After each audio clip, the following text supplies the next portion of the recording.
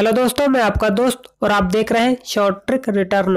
दोस्तों, आज की इस वीडियो में हम बात करेंगे औरंगजेब का जीवन परिचय। जी हाँ दोस्तों, औरंगजेब का जीवन परिचय को हम संपूर्ण जानकारी के साथ पढ़ने वाले हैं, तो बिना स्किप के इस वीडियो को पूरा देखें। तो वीडियो को स्टार्ट करते हैं। औरंगजेब बाबर के खानदान के थे, जिन्होंने मुगल साम्राज्य का संस्थापक माना जाता है। औरंगजेब का पूरा नाम अब्दुल मुजफ्फर मुहिउद्दीन मोहम्मद औरंगजेब आलमगीर था।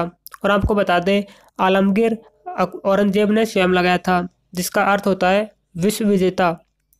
औरंगजेब का जन्म 4 नवंबर 1618 ईस्वी में हुआ था। उसी टाइम शाहजहां, जो औरंगजेब के पिता थे, वो गुजरात के गवर्नर थे।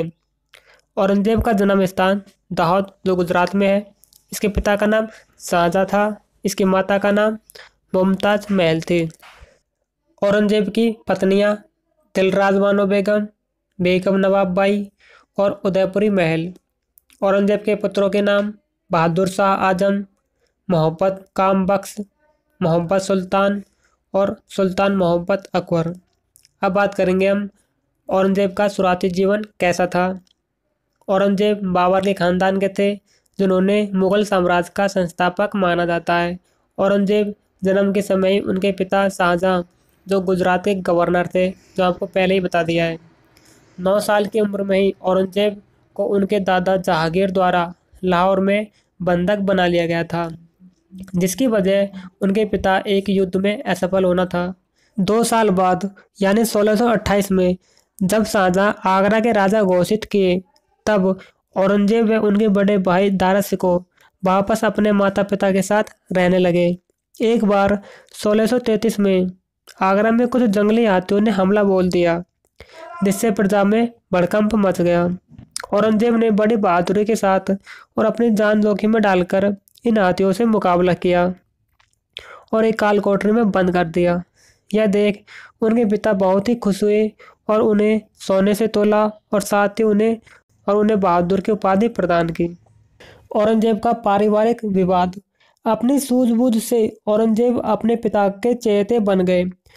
18 साल की उम्र में उन्हें 1636 में दक्कन का सूबेदार बनाया गया।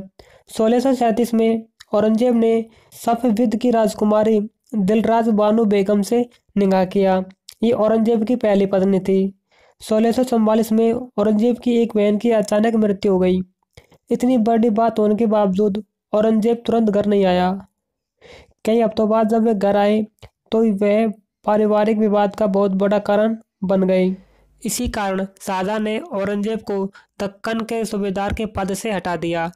साथ ही उनके सारे राज अधिकार भी छीन लिए। उनके दरबार में आने से मना कर दिया।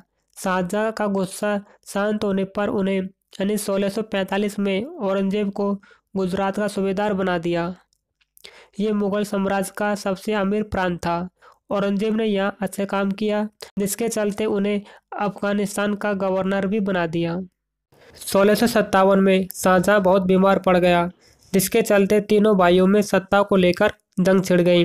तीनों में सबसे अधिक बलवान औरंगजेब था।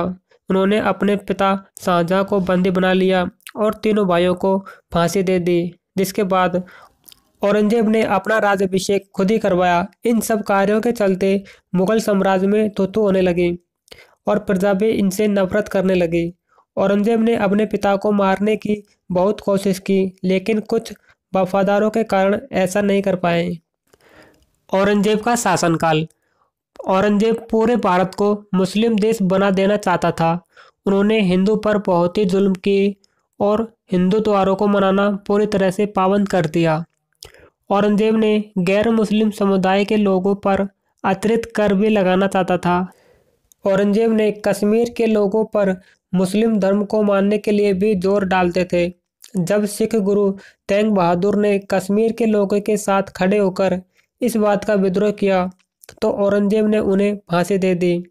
औरंगजेब ने बहुत से मंदिरों को तोड़वाकर उनकी जगह मस्जिद बनवा दिए। औरंगजेब ने सती प्रथा को एक बार फिर से शुरू करवा दिया। औरंगजेब के राज में मांस खाना, शराब पीना आदि कार्य को बढ़ावा दिया। हिंदुओं को मुगल साम्राज्य में कोई भी काम नहीं दिया जाता था। औरंगजेब के बढ़ते अत्याचारों को देखते हुए 1660 में मराठों ने औरंगजेब के खिलाफ विद्रोह कर दिया, इसके बाद 1669 में जाटों ने विद्रोह किया। इसके बाद 1672 में सतनामियों ने विद्रोह किया। इसके बाद 1675 में सिखों ने विद्रोह किया। इसके बाद 1679 में राजपूतों ने विद्रोह किया। इसके बाद 1686 में अंग्रेज़ों के ईस्ट इंडिया कंपनी ने औरंगजेब के विरुद्ध विद्रोह किया। औरंगजेब ने इनमें से बहुत सी लड़ाई जीती थी, लेकिन एक के बाद एक लगातार विद्रोह से मुगल साम्राज्य हिल गया और उसकी एकता भी टूटने लगी।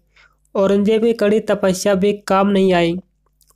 मुगल साम्राज्य में कला, नाच, संगीत भी दूर होने लग गए। न यहाँ बड़ों की इज्जत होती है, न ही औरतों का सम्मान किया जाता है। पूरा साम्राज्य इस्लामिक की रूढ़िवादी बातों के तबादले ही दबता चला गया। औरंगजेब के पूरे शासनकाल में वह हमेशा युद्ध चढ़ाई करने में व्यस्त रहा। कट्टर मुस्लिम होने की वजह से हिंदू राजा उनके बहुत बड़े दुश्मन थे। औरंगजेब ने शिवाजी को बंदी भी बना लिया था, लेकिन वे उनकी कैद से निकल भागे।